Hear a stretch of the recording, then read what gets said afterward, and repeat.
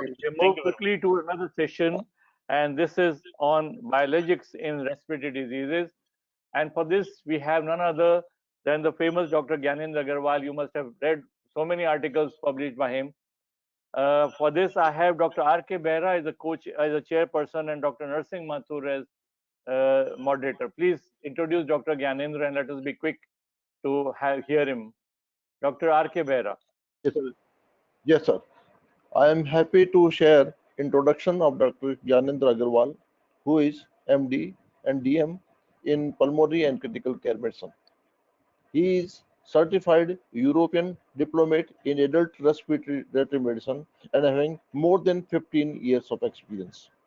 He has done more than 1800 flexible bronchoscopies and more than 350 pleuroscopies. Dr. Agarwal has published several research papers in various national and international journals. Dr. Agarwal is also the certified instructor of FCCS course under the aegis of Society of Critical Care Medicine, USA. Thank you. Am I audible? Yes, you are. Am I audible? Yeah. So good afternoon to everyone. I am really delighted to join you all in this wonderful session. And before this, I was listening to Dr. Patel, who spoke very nicely and very scientifically on this mucor, which is associated with COVID. And we also witnessed a lot of mucor patients. In fact, some of them are still lingering on, and unfortunately, we lost many of them. Yes, some of them could survive. So without wasting any more time, my job today is to talk on biologics in respiratory diseases. I'm just trying to, is my screen visible? Is the presentation visible to everyone? Yes, your screen is visible to everyone, sir. Okay, thank you. So how do I minimize the photographs? So there is an orange arrow on go to webinar control panel, as we have given you the demo too. Yeah, okay, wonderful. Just click on your slide anywhere, so that you can change this. Yes, so now it's okay. And okay, so when we talk about biologics are relatively new. I must not say new, they are now favorites, so especially of the rheumatologists, now coming up in big way in pulmonology, respiratory medicine. So biologics have come up in a big way in the respiratory medicine. And in fact, when we see biologics, there are three areas in respiratory medicine where they are primarily used. So one is severe asthma. Second is the ILDs, especially these CT-ILDs, connective tissue ILDs, or the rheumatologic ILDs, sarcoidosis. And last but not the least, the COVID-19. COVID-19 primarily affects the lungs. So COVID-19, and I'm sure there is a lot of discussion on COVID-19 all throughout. So I'm not going to talk on tocilizumab or itolizumab or bevacizumab. All these are monoclonal antibodies, biologics, which are used in respiratory medicine. I'm sure for last 15 years, all of us are using infliximab, rituximab, or maybe adalimumab for various rheumatologic diseases, associated ILDs, as well as sarcoidosis refractory to treatment. So for the sake of time, for the better understanding of everyone, I'll restrict myself today to use of biologics in severe asthma. So again, as I said, biologics is relatively little difficult to understand, relatively confusing science. So I'll try to make it as simple as possible for the benefit of everyone, so that they can start using it in the right patient, in the right candidate, and let us see how do we achieve that. So I'll focus today mostly on severe asthma. So let's see, what is severe asthma. Severe asthma is nonetheless, it's a component of uncontrolled or difficult to treat asthma, which remains uncontrolled despite adherence, despite good adherence to maximal optimized therapy, which means maximal doses of ICS and LABA, and probably that worsens when the high dose treatment is decreased. So that qualifies for severe asthma. And if we see the standard GINA guidelines, which helps us to understand these management of severe asthma, and step 5 treatment, if you see, in addition to high dose ICS LABA, these biologics like anti-IgE, anti-IL-5 or IL-4, all these can be added in addition to the standard treatment to reduce their exacerbations. So let us go through the treatment of severe asthma to understand the role of biologics. Where do they stand and how do we follow up these patients when they are started on the biologics treatment? So the first step in the treatment of severe asthma is to confirm the diagnosis of asthma, and one should always try to rule out something which may look like asthma. So there is a famous saying that all that wheezes is not asthma. So we must try to rule out the differential diagnosis and confirm that this is only and only asthma. This is not echo. This is not COPD. This is not hypersensitivity pneumonitis. This is not ABPA, bronchiectasis, bronchiolitis, small airway diseases. So many diseases which may look like asthma. So we must confirm the diagnosis. That is the first step. And second, we must try to look the contributing symptoms, like why this patient is not improving even when we have optimized this therapy. So there can be some contributing symptoms like allergic rhinitis, nasal polyposis, even obstructive sleep apnea, or gastroesophageal reflux disease. The third step is to optimize the treatment and to look whether the patient is really compliant to the therapy and whether he or she is taking these inhalers in the right way. That is the third step. And once this patient is on maximal optimized therapy of ICS and LABA, ICS means inhaled corticosteroids, LABA is long-acting beta-2 agonists. So when the combination that forms the standard and the mainstay of treatment. So once the patient is on this therapy, we must review the response maybe in 3 to 6 months, and then let us see whether our patient is well controlled on these therapy or not. Now, if the patient is well controlled, we can continue the treatment, the same regimen, or we can try to decrease this to medium dose ICS therapy. Now, if the patient worsens again on medium dose ICS therapy, it qualifies for severe asthma. So now this patient is qualifies for severe asthma. And now the next step, how do we actually go ahead and start decreasing their dose and how do they benefit from biologics? So there's something called as type 2 inflammation or Th2 inflammation, which should be assessed in these patients. So the important thing to assess in these patients is assessing the blood eosinophils, the sputum eosinophils, the total IgE levels, and FeNO. So these are 4 important things which must be assessed in these patients. And if these parameters are high, then these patients qualify for what is called as type 2 inflammation. So that is a specific phenotype of severe asthma, which is called as Th2 inflammation. Vis-a-vis, if we compare with another subgroup, which is called as non-Th2 type of inflammation. So this inflammation is predominated by the neutrophilic infiltration as compared to Th2 inflammation, which is primarily predominated by the eosinophilic inflammation. So eosinophilic inflammation obviously responds better to steroid therapy, which is OCS, which is ICS or OCS, whereas the neutrophilic inflammation is all the more difficult to treat. We'll not go into that.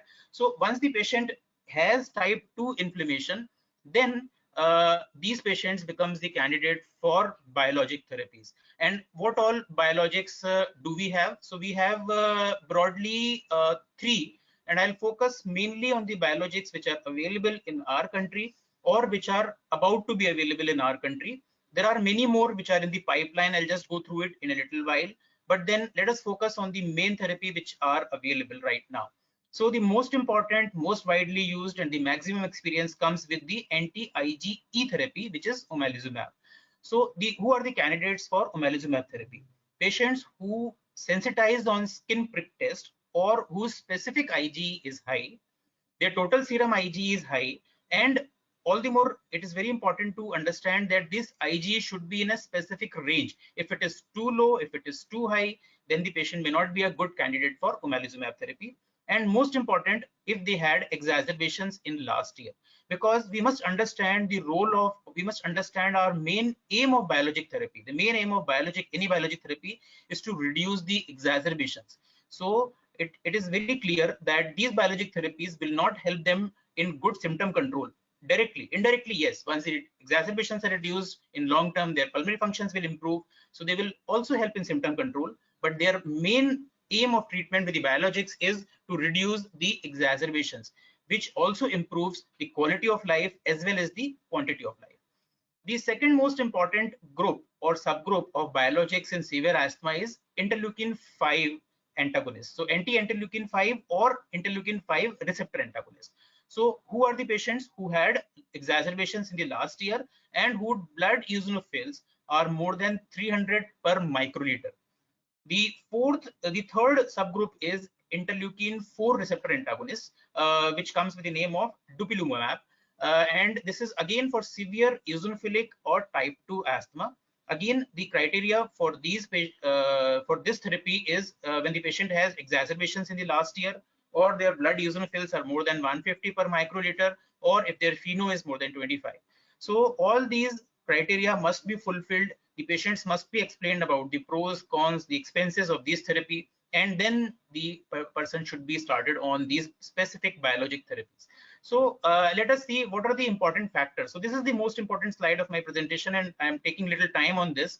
The factors which may predict the good response to anti-IgE therapy are high blood eosinophil level, high FeNO, allergen-driven symptoms, and childhood onset asthma. As compared to anti-IL-5 like mepolizumab, so the good predictors of response are higher blood eosinophils, specifically more than 300. The higher the eosinophil level, the better is the response with the mepolizumab. More exacerbations in the previous year, adult onset asthma as compared to the childhood onset asthma in the omalizumab subgroup, and nasal polyposis, patients who have associated comorbidity in the form of nasal polyposis. The dupilumab therapy, anti-interleukin 4 receptor antagonist, they have a better prediction or better control if the patient has higher blood eosinophils and higher FeNO. Also, patients who have primarily skin atopic dermatitis associated with asthma, so these patients tend to respond better to dupilumab therapy, anti-interleukin 4. So once the patient is started on all these biologic therapies, one must wait at least for 4 months to assess the response. Before 4 months, one cannot expect good results from these therapies. So at least 4 months, you may extend the trial for 6 to 12 months, assess the asthma response, assess the exacerbations, quality of life, and then see whether the patient is responding to biologic therapy or not. If the patient is responding well, we can continue. If the patient is not responding, one might look why the patient is not responding, and you might think of changing your biologics in a specific patient. So why this patient is not responding. An add-on antibiologic therapy can also be predicted. And once the review response, when the response is reviewed in these patients, so one must try to optimize the further basic therapies, which remains the mainstay of therapy. So we discussed about this type 2 inflammation. Type 2 inflammation is seen in patients with severe asthma, and it is basically driven by interleukins, interleukin 4, 5, and 13. So it is characterized by eosinophilic infiltration as compared to non-type Th2 inflammation, which is primarily neutrophilic infiltration. So type 2 inflammation is more responsive to ICS or OCS, but yes, in severe asthma, the patients may not be responding and they become the candidate for biologic therapies. Again, this is an important slide where we have compared the commonly available biologics in severe asthma. And in this one slide, it is a comparative slide. So you can see omalizumab is an anti-IgE monoclonal antibody, which is recommended for patients who are more than 6 years of age, and it is given subcutaneously every 15 days or every month therapy. And it has been shown to reduce the exacerbations by approximately 25 to 50% in patients whose FEV1 is between 40 to 80% predicted, as compared to the anti-IL-4 or IL-13, which comes with the name of dupilumab. So this is an anti-interleukin 4 monoclonal antibody. The indication are more or less same, moderate to severe asthma in patients who are more than 12 years of age, as compared to omalizumab, which is recommended or which can be used in even children more than 6 years of age. Here, that is a 2-weekly therapy. And again, I will say in patients who have associated skin conditions like atopic dermatitis, they might respond a little better as compared to the patients who do not have the skin conditions. And again, it has been shown to reduce the exacerbation. So that remains the primary goal of therapy and the expected goal of therapy in most of these biologic therapies. Anti-IL-5, there are many. So we have mepolizumab, which is available in our country, benralizumab, and restylizumab. So all these are, they target IL-5 in different way. I'll come to it. How are they different with each other? They are recommended in patients who have severe asthma more than 12 years of age, Resilizumab more than 18 years. So again, they are given mostly subcutaneously. Resilizumab is given intravenous, 2 weeks, 4 weeks, mostly 4 weekly, once monthly therapy. And most of these have again same shown to have reduced the exacerbations in long term. They help us in reducing the doses of ICS as well as OCS in long term. So that is the main aim. So this is a very important slide, and this summarizes that if we do 2 or 3 important things in our patients who have severe asthma, like doing the blood eosinophils on the left hand side of the screen, doing the sputum eosinophil on the right hand side of the screen, and the total Ig level on the x-axis. So if we see, and if we try to divide this chart into 4 subgroups, you clearly see which patient will respond to which therapy in a better way. If it is Th2 low asthma, it is unlikely to respond to any of these biologic therapies, and therein comes the role primarily of the bronchial thermoplasty. Whereas if the patient has primarily eosinophilic asthma, they might respond to anti-interleukin 5 therapy, as compared to patients who have primarily rise in high IgE level or skin prepreg test which is positive, so they might respond better to omalizumab therapy. So omalizumab is the most common, as I said, and most widely used, most experienced biologics in respiratory medicine. It is nothing but a monoclonal antibody against IgE therapy. It binds IgE at a specific subset of IgE, and it reduces the free Ig level, which it reduces the circulating Ig level or the unbound Ig level. So it is very important to note that it doesn't reduce the total Ig level. So there is no point in monitoring the total Ig level once the patient is started on omalizumab therapy. In fact, the total Ig therapy might increase during follow-up once the patient has been started on omalizumab therapy. So the doses of omalizumab are always decided on a baseline Ig level, which were done before starting the biologic therapies. It cannot bind with the mast cell bound Ig, which is very important. So we have panorama of biologics nowadays, and it is not very difficult to understand how these biologics. So their nomenclature is very specific. This is called as Baron's Guide to Monoclonal Antibody Nomenclature, and any monoclonal antibody, whichever specialty or whichever medicine they are used, they have a specific subset in which they are named. So the first and foremost is a prefix. Prefix can be variable as per the company which are studying these drugs. The second and the most important is the antibody target. So for example, if it is an immunomodulator, then it will be I. So we have a omalizumab. If it is against interleukin like mepolizumab or resilizumab, so it will again be I. Okay, antibody source, if it is human, it is U. If it is humanized, it is ZU. If it is chimeric, it is Xi, like infliximab. Sorry. If it comes from rat, so adalimumab, so A. And then MAB means monoclonal antibody. So the nomenclature is not very difficult if you try to understand these biologic therapies. Okay, coming back to our omalizumab. So mechanism of action we already understood. It binds to free Ig and it decreases the cell bound Ig and not the total Ig. It decreases the expression of high affinity receptors. It decreases mediator release and thereby decreasing the allergic inflammation, which prevents the exacerbation of asthma and reduces the symptoms. Sorry. The omalizumab also downregulates the expression of the receptors, and these receptors density has been shown to decrease by 97%. And this is the reason why patients who have actually skipped from the omalizumab therapy or who have stopped from the omalizumab therapy, the benefit of omalizumab continues at least for a few months or maybe a few years after they have stopped the omalizumab therapy. So what are the benefits or consequences of blocking IgE in asthma? It reduces the exacerbation, it decreases the oral corticosteroid usage, which is very important. It decreases the severe exacerbation rate, hospitalizations, and it also improves the quality of life. So all the goals of treating asthma are achieved when we use this omalizumab therapy. And there's good evidence and good experience. In India, omalizumab is now available for more than a decade. And many good pulmonologists all over the country now have good data on usage of omalizumab. So we have already understood the benefits of omalizumab therapy. Now, important point is how to select the patient for omalizumab therapy. First and foremost, the patient should have severe asthma, a positive skin prick test, reduced lung functions, frequent daytime symptoms or nighttime symptoms, and frequent exacerbations.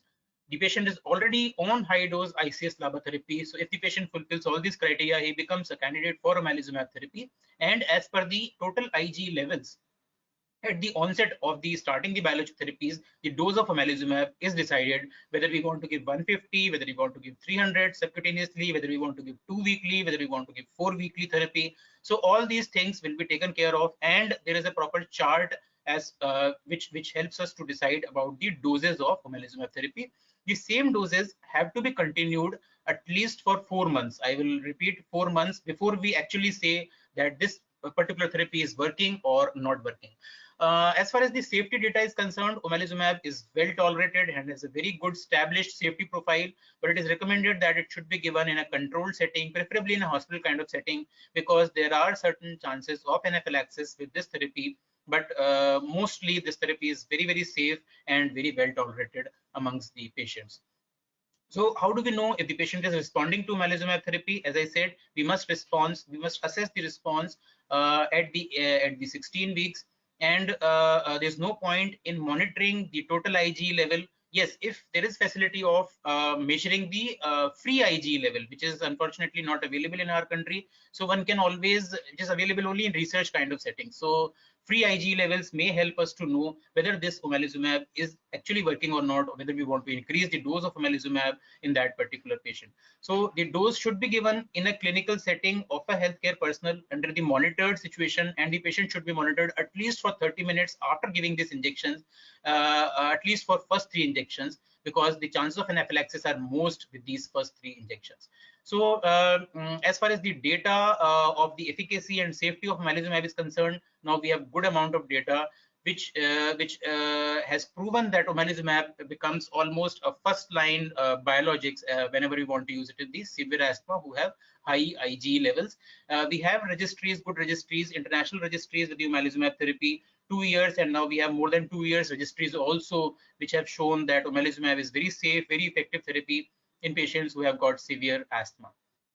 So this is another slide which helps us to know that the most patients who were on omalizumab, they had only mild and stable asthma, and the overall doses of the steroids OCS were also significantly reduced. So again, to reiterate the same fact, the biomarkers, which are very, very easily available, eosinophil count in blood, in the sputum, total IG levels, and FeNO. So only these parameters are very useful to assess the severe asthmatic patient's response to these biologics and the ICS therapy. So this is what I was talking: Th2 inflammation, non-Th2 inflammation. Th2 is eosinophilic, non-Th2 is neutrophilic. So coming to another subgroup which is also available in our country, mepolizumab. So these are the antibodies which target the IL-5, but in different way. If you see, so here the mepolizumab targets the interleukin 5 directly. The reslizumab targets the interleukin 5. The benralizumab targets the interleukin 5 receptor. So there is some difference between the mepolizumab and the benralizumab. So what is that difference? Mepolizumab causes passive eosinophilic apoptosis as compared to benralizumab, which causes the active eosinophilic apoptosis. So this is the main difference between the mepolizumab and benralizumab. Benralizumab is claimed to be more effective because it causes rapid and near complete depletion of eosinophils, and the main mechanism is antibody dependent cell mediated cytotoxicity. So theoretically, benralizumab is supposed to be more effective as compared to mepolizumab, but in real world practice, it is not so, and they are more or less similar. So the experience with mepolizumab is also quite good now. Mepolizumab, the experience is now again more than a decade. It was started in Canada way back in 2010, 2011. Initial papers came in NEJM, and now it is available all over the world, including our country. And mepolizumab has also been shown to reduce the oral steroid dose exacerbations and also improves the asthma quality of life. So it reduces the exacerbations, improves the health-related quality of life, especially if the patient continues to use mepolizumab therapy for 2 years or more. Mepolizumab can be used in patients who are more than 12 years of age safely, and the safety data with mepolizumab is also very good and with hardly any side effects. So mepolizumab also improves the lung functions in long term. It also improves the asthma related quality of life.